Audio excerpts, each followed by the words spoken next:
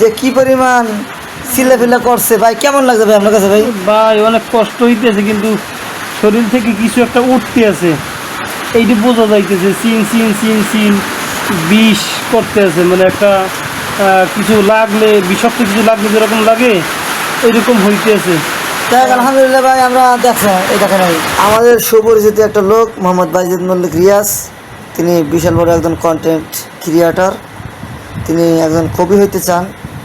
তো তার ভিতর অনুভূতি আছে যে আমি সুন্নতকেও জিন্দা করব, এই জন্য তিনি হিজামা দিয়েছেন। তো দেখেন হিজামা আমরা যেভাবে দিছি, এই পয়েন্ট হলো ডায়াবেটিস পয়েন্ট, এই দুইটা পয়েন্ট হলো ডায়াবেটিস, এইটা হলো ডায়াবেটিস। তো ডায়াবেটিস প্রতিরোধ করার জন্য আপনার সেই পয়েন্টগুলো ব্যবহার করা হয়েছে।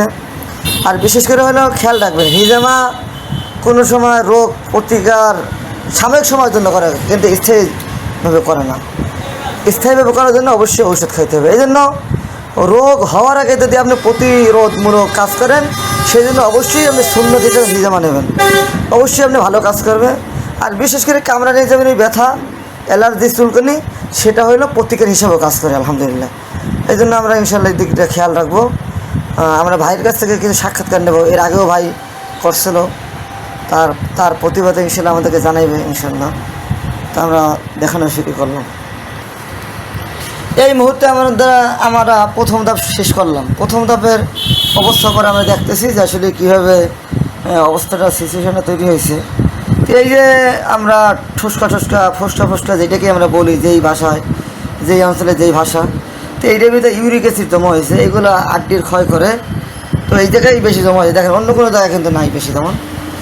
এখানে হয়তো দুই একটা আছে, এইখানে একটা আছে, এইখানে একটা আছে, এই জায়গায় একটা আছে, আর এই ঘাড়ে কিছু আছে, আর এই দেখেন এই জায়গায় বেশি আছে।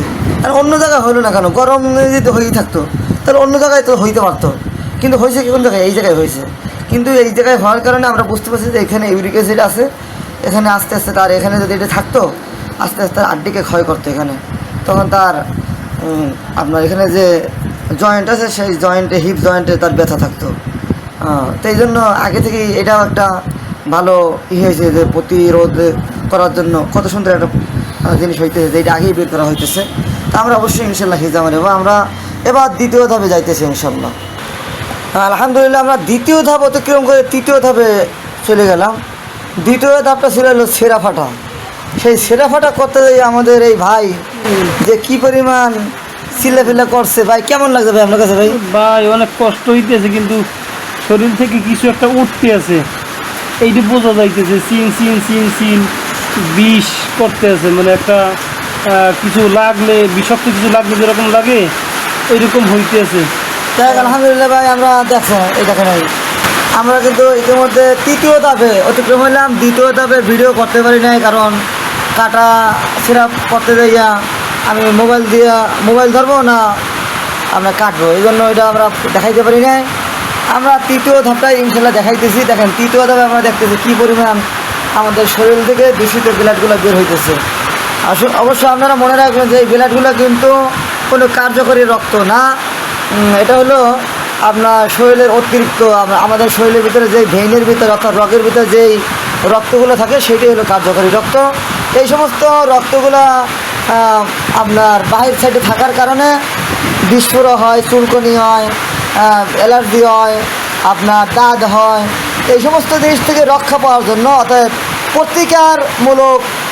প্রতিরোধমূলক শরীরের ভিতর অ্যান্টিবায়োটিক সৃষ্টি করার জন্য আমরা এই হিজামা নেব। হিজামা একটি সুন্নাত এবং এটিও একটি মৃত্যু সুন্নাত। আল্লাহ তাআলা আমাদেরকে মৃত্যু সুন্নাতকে জিন্দা করার আমাদের তৌফিক দান করুন। এই কার্যক্রম শেষ হওয়ার পরে আমরা ভাইয়ের কাছ থেকে ইনশাআল্লাহ অবশ্যই তার সাক্ষাৎকারটা শুনবো। আমি আপনাদেরকে একটি জিনিস দেখানোর চেষ্টা করতেছি। দেখেন এগুলো থেকে যে আমি যেগুলো বের করছিলাম সেটা তো আপনাকে অবশ্যই দেখাইছি, কিন্তু এটা কিন্তু আমি এগুলো সব আমি অলরেডি এর মধ্যে সরাই ফেলাইছি, তারপরে হালকা হালকা বের হয়েছে, কিন্তু এটা কিন্তু আমি এখন মধ্যে সরাইনি। না সরানোর পরও আমি দেখাইতেছি। দেখেন এইটার যে রক্তটা, দেখেন এইটার রক্তটা কীরকম কালার, মানে কালারটা কীরকম দেখেন, এটা কেমন ফ্যাকাশে কালার। দেখেন কী পরিমাণ পানি জমছে, প্লাস যে মনে হয় যে কী যেন দেখেন ওই ভিতরে ফেনা এইরকম একটা রক্তের ভিতরে একটা কিন্তু আবির্ভাব করছে, দেখছেন। কিন্তু ওই সমস্ত ওদিকে রক্তগুলো কিন্তু এরকম ছিল না। তাহলে এটা একটা বোঝার বিষয়। এবার অবশ্যই এখানে একটা কিছু